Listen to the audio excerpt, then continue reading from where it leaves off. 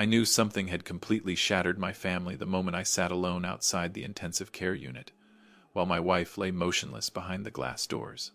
My phone buzzed, not from a doctor, but a live notification. On the screen, my son was smiling by a swimming pool. My daughter raised a glass of wine. My daughter-in-law stood between them, guiding their poses, as if nothing had happened, while I was counting every breath my wife took. My children chose to celebrate. Before I go on, if you've made it this far in this story, please subscribe to the channel and leave a comment telling me where you're listening from. Stay with me a little longer, because what happened next completely changed the way I see family responsibility and silence. I turned off the screen and sat there for a long time, completely still. The hallway outside the intensive care unit had no windows. The white lights made everything look flat, cold. I realized I had been standing there for who knows how long. My legs were getting tired, but my mind felt empty. When a nurse walked past, I nodded out of reflex. No one asked what I needed. Maybe because in a place like this, everyone needs the same thing: time, and time never seems to be on our side. Just an hour earlier, Eleanor had been sitting in the kitchen complaining that I forgot to buy bread. Then everything collapsed too fast. A sudden dizziness, a hard, dull sound, and a silence that lasted far too long. I called emergency services with a calm voice that surprised even me. When the ambulance arrived, I followed them to St. Jude Hospital, under the burning summer heat of Phoenix. I thought I was used to emergencies. I used to be an engineer. I handled problems that could bring down entire systems, but no blueprint ever prepared me for this moment. The doctor said many things, choosing his words carefully. I only heard part of it. The rest was blocked by a single thought. I needed my children. I picked up my phone and called Brandon first. It rang 3 times. He answered, sounding rushed. He said he was at the airport, a trip that couldn't be delayed. He promised to update me later. I didn't ask anything else. I called Chloe. She said she was somewhere with weak signal, working with an important client. She apologized quickly, like she had practiced it before. I listened and ended the call. I stood up, took a few steps, then sat back down. I thought about Tiffany. I called my daughter-in-law because I believed that at that moment at least one person would say the right thing. She answered immediately. Her voice was clear, professional, not a trace of hesitation. She said Brandon had already informed her. She said she was tied up with a major case. She said she would handle the flowers and the necessary arrangements on behalf of both of them. Then she suggested I sign a few insurance documents to take care of the rest efficiently. Her wording was precise, too precise. For a moment that required human presence, I ended the call and noticed my hands were shaking. Not from fear, from something harder to name. I didn't argue. I didn't agree either. I just sat there, staring at the glass doors where Eleanor lay in a world I couldn't enter. After a while, I opened Eleanor's iPad. I meant to look for our family doctor's contact. A new notification appeared on the screen. I didn't need to open it to know what it was, but I did anyway. Not out of curiosity, but because I needed to know where I stood in this family. The image had no hospital sounds. It had sunlight, blue water, laughter. I recognized my son's face, then my daughter's, then my daughter-in-law's. I didn't watch for long, just long enough to understand that their priorities were already very clear. I didn't cry. I didn't get angry. I only felt something open up inside me, a hollow space. I used to think indifference was temporary, that it came from pressure, from youth. But here a line had been crossed. No one asked how Eleanor was doing. No one asked if I was okay. There were promises to come back, to make it up later, but all of them were spoken from far away. A young nurse approached me. His name was Marcus. He spoke softly, explaining Eleanor's condition in short, simple sentences. He didn't promise anything. He just said they were doing everything they could. I nodded. For the first time that day, someone looked directly at me while speaking. When Marcus left, I returned to my seat. I thought about the years Eleanor and I spent building everything together. The long trips, the late nights, the times we chose to save so our children could have more. I thought about the family dinners Eleanor always tried to keep complete, and I thought about the present. A woman lying still behind a glass door, a man sitting outside, and 3 young people living their lives, as if nothing had broken. Slowly I understood something. My children's absence wasn't just a lack of responsibility. It was a choice, and that choice told me more than any apology ever could. In that moment I knew I couldn't keep waiting, not to punish anyone, but to protect Eleanor from the cold silence of the people who should have been here. The next morning I left the hospital earlier than usual, not because I wanted to go, but because there was something I had to do before coming back to sit in front of that glass door again. I barely slept last night, not because I was afraid of the worst, but because I realized something even more serious. If I didn't act immediately, Eleanor wouldn't just lose her peace. Everything she and I had built together could be pulled right out of our hands. David Chen's law office was in a low building far from downtown. I had met him a few times over the years, mostly to review paperwork. When I walked in, he looked at me for a long moment before asking me to sit. Maybe he saw something different on my face. I didn't circle around the issue. I told him directly that I wanted to change my will, not revise it, completely change it. I asked to temporarily remove Brandon and Chloe from all inheritance rights, and I made one thing very clear. Tiffany was not to have any role, direct or indirect. Attorney Chen didn't react right away. He asked if I was sure. I nodded. I told him I had waited long enough to see who would show up when the family needed them most. He didn't ask anything else. He opened the files and began reviewing each section. When he reached the emergency accounts, he stopped. He said there was a transaction in process, not yet completed. $300,000. The request came from Brandon. The reason listed was contingency expenses. I looked at that amount, and it felt unfamiliar. No one had asked me. No one had informed me. Before I could react, Attorney Chen continued. He said there was another document, a legal draft, very carefully prepared. The name on it was Tiffany's, listed as family representative.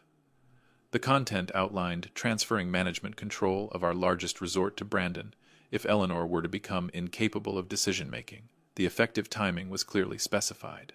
There was no signature from me, but every clause was ready to be activated.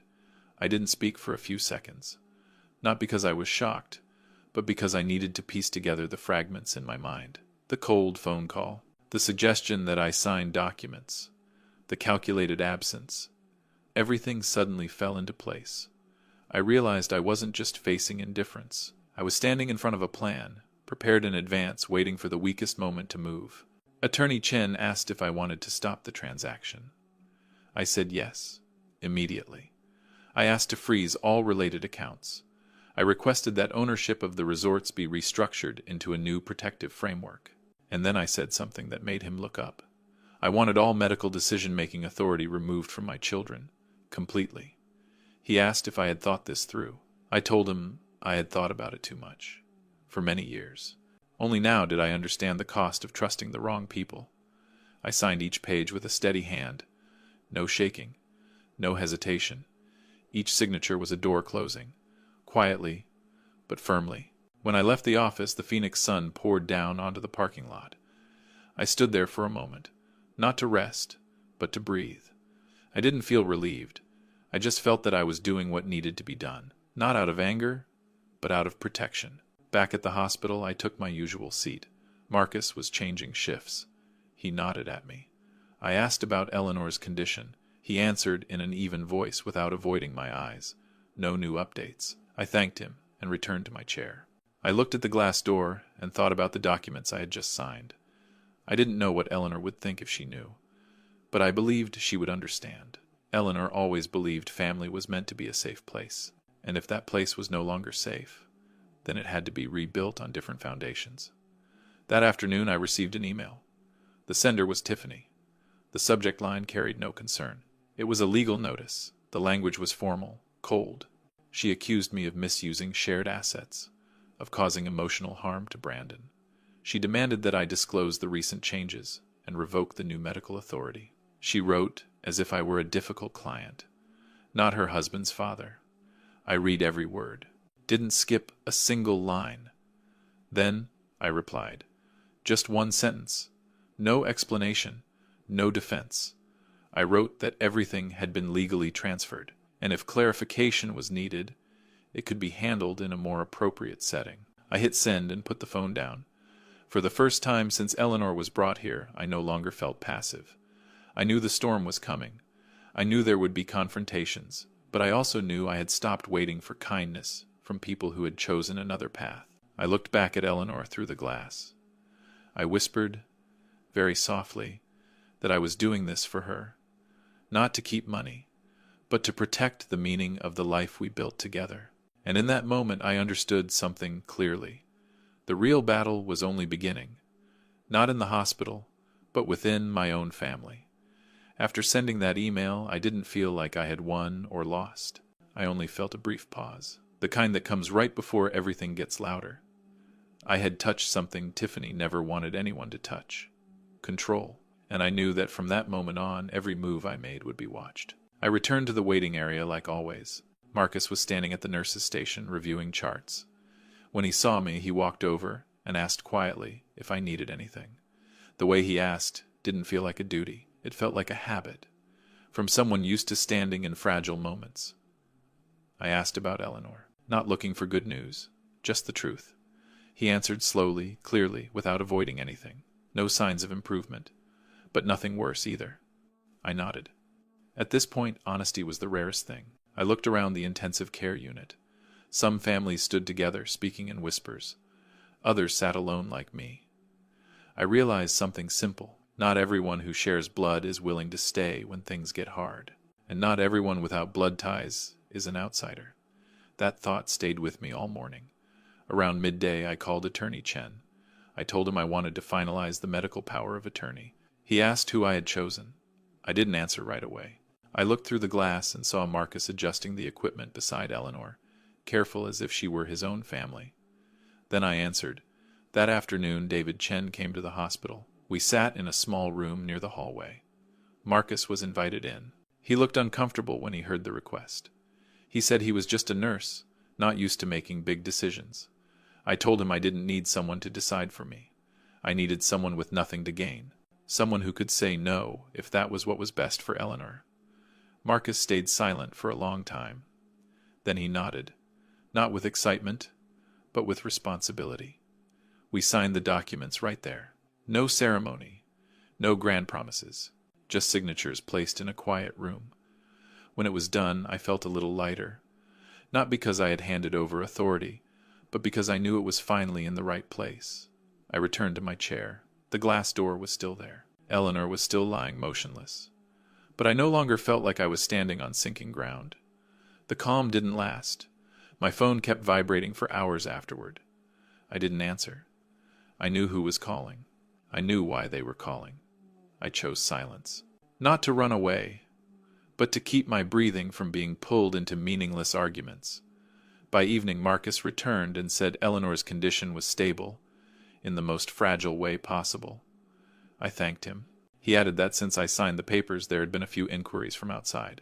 He didn't name names. I didn't need to ask. We looked at each other and understood. Things were shifting. That night, I sat alone, longer than usual. I thought about Brandon as a child holding my hand while we crossed parking lots. I thought about Chloe sitting for hours with Eleanor choosing paint colors for their first home. I didn't think about Tiffany with anger.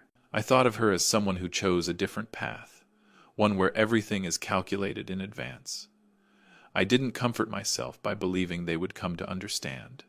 I had gone too far to return to those hopes. I understood that when power is taken away, those who are used to using it will react, and that reaction won't be gentle. Near midnight, I received a short message from an unknown number. Just one question, asking who now held medical decision-making authority. I didn't reply. I placed the phone face down. I looked at Eleanor and told myself that from now on, no decision would be pulled toward other interests. Even if that made me a target, I didn't feel like a hero. I felt like a husband doing the last part of the job he still could, protecting his wife's peace, even if it meant facing resistance from the very people he once trusted the most. When I stood up to leave, I knew one thing clearly. Giving Marcus that authority wasn't just a medical decision, it was a statement, and the people on the other side had heard it, loud and clear. The next morning I walked into the hospital with a familiar feeling, but no sense of peace. Something in the hallway had changed.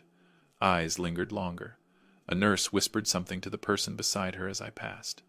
I knew the silence I had chosen the night before was no longer working. It had been broken. Marcus met me as soon as I sat down. He spoke quietly, said 3 people were waiting at the front desk. He didn't need to say their names. I already knew. I nodded and told him to keep doing his job. I didn't stand up right away. I looked through the glass at Eleanor, lying there motionless, and I told myself that whatever confrontation came today was not allowed to touch her peace. Footsteps approached before I had time to rise. Brandon appeared first. His face was tight, stripped of its usual confidence. Chloe followed, sunglasses, still resting on her head, even though we were indoors. Tiffany came last. Her steps were steady, her eyes cold and focused. She looked straight at me. No greeting, no concern. Tiffany spoke first. She said I had crossed a line. She said I was tearing the family apart with irrational decisions. She emphasized my age, mentioned stress, and used words that sounded caring, but were really an accusation. Brandon stood beside her, nodding. Chloe stayed silent, but her eyes showed irritation at being dragged into something that wasn't in her plans. I didn't respond right away. I didn't need to be fast. I've spent my life solving complicated problems by moving slowly. I asked them one simple question. During all the days Eleanor has been lying here, who has sat with her for more than 10 minutes? No one answered. Tiffany pressed her lips together. Brandon looked away. Chloe sighed. Tiffany shifted tactics. She started talking about the law, about rights, about what she called financial responsibility. She spoke as if Eleanor were just a clause in a contract. I listened, didn't interrupt. When she paused to breathe, I took a folder from my bag. I didn't hand it to Brandon. I placed it directly in front of Tiffany. They were copies of what she had prepared. Every page, every clause. I didn't need to explain. Tiffany's face changed for a brief moment. Not panic, but recognition that the plan had been exposed. Brandon looked down at the papers, then at me, uncertainty in his eyes. Chloe lowered her head, avoiding the details.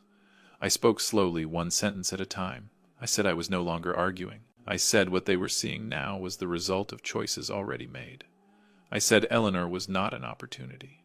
She was a person. And anyone who saw her condition as a doorway into our assets no longer had the right to stand near her. Tiffany scoffed. She said I was being offensive. She said I would face consequences. I looked directly at her and said the consequences began the moment she chose to use her knowledge to cross an ethical line. I told her she wasn't my daughter, but she had become the reason I no longer trusted my son's judgment. Brandon stepped forward, his voice rising. He said I was destroying his future. I asked him where he was when his mother was brought here. He fell silent. Chloe finally spoke, said I was making everything worse. I asked her if the poolside photos that night had helped Eleanor in any way. She turned away. I took a deep breath. I said one last thing. I said the Eleanor Harrison Foundation had been established. I said the assets had been transferred to serve those in need of healing, not those looking to take advantage of a moment of weakness. I didn't mention numbers. I didn't need to. I just said that door was closed. Tiffany stepped closer, her voice lower, more dangerous. I didn't let her finish. I turned to the security guard nearby and said these 3 individuals were causing a disturbance and affecting patient peace. I asked that they be escorted out. No shouting. No anger. Security moved in. Brandon reacted, first shocked and furious. Chloe removed her sunglasses, staring at me, as if she no longer recognized the man in front of her. Tiffany stayed silent for a few final seconds, then said this wasn't over. I nodded. I said I didn't expect it to end quickly. When they were led out of the hallway, the space grew quiet again. I sat back down in my old chair. My hands trembled slightly, but my breathing stayed steady. Marcus stood at a distance watching me, not asking anything. I signaled that it was over. I looked back at Eleanor through the glass. The confrontation hadn't brought any sense of victory. It only confirmed a truth I had already accepted. Some relationships can't be saved by patience. They can only end with clear boundaries, and I had drawn that boundary, right here in the place where I once hoped my family would come back together. After that day, the hospital slowly returned to its usual rhythm. No more hurried footsteps behind me. No more tense eyes waiting for another confrontation. Just the steady sound of machines, and the scorching Phoenix mornings passing beyond a small window. I returned to my familiar chair, sitting beside the glass door, as if I had never left. A few days passed in a long, quiet stretch. I began to get used to it. I read the paper. I revised the old notes. Sometimes I just sat and looked at Eleanor. I talked to her. Not much. I told her small things. That the tree in the garden needed more water. That the old diner was still open. I didn't know if she could hear me. But I believed presence still mattered, even without an answer. One morning, Marcus asked me to come over. His voice wasn't rushed. Not overly hopeful either. He said Eleanor was responding. Not clearly, not strongly, but differently than before. I stood there for a long time before stepping in. I had learned not to chase fragile signs. This time I walked in with a different kind of care. I held Eleanor's hand. It was warm, and for the first time in days, her fingers curled slightly around mine. Eleanor woke not long after. There was no miracle moment, no first words, just her eyes opening, looking at me, then up at the ceiling. The doctors explained her condition clearly. The damage had left its mark. She couldn't speak. Movement was very limited. I listened. I nodded. I didn't ask when things would go back to normal. I already understood that normal was no longer an option. I moved Eleanor to a quieter recovery room. I was there every day. I learned how to help her practice the smallest movements.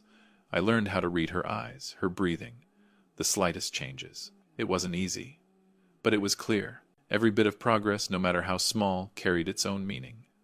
At the same time, another kind of work began. The Eleanor Harrison Foundation officially started operating. There was no launch event, no cameras, no speeches. I worked only with the people who needed to be there. 2 smaller resorts were gradually converted. Nothing luxurious, nothing showy, just enough to become places of recovery for people like Eleanor. Families who couldn't afford expensive care, but still needed a decent place to begin again. After some time, Marcus left the ICU. He accepted the role of medical lead at the new center. Not for the title, but because he understood what I was trying to build. We worked together, slowly. Every decision was weighed carefully. There was no room for haste or personal gain. I didn't hear anything more from Brandon, Chloe, or Tiffany, and I didn't go looking. Some distances, once created for protection, don't need to be closed.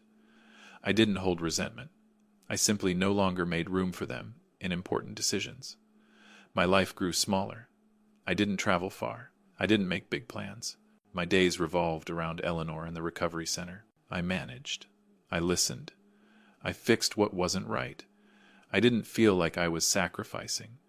I felt like I was finishing the work of a life lived together for a very long time. Some afternoons I wheeled Eleanor into the small courtyard behind the center. The Phoenix summer heat felt softer there. I read to her.